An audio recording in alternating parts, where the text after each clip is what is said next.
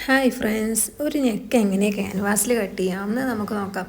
ആദ്യം ഇങ്ങനെ ഇതേപോലെ ഒരു 1/2 ഇഞ്ച് താഴ്ത്തിയിട്ടൊരു മാർക്ക് ഇട്ട് കൊടുക്കുക. അത് ഷോൾഡറിനുള്ളതാണ് കേട്ടോ. എന്നിട്ട് താഴത്തേക്ക് നമ്മളുടെ നെക്ക് ലെങ്ത്തും അതേപോലെ അവിടെ നെക്ക് വിഡ്ത്തും മാർക്ക് ചെയ്യാം.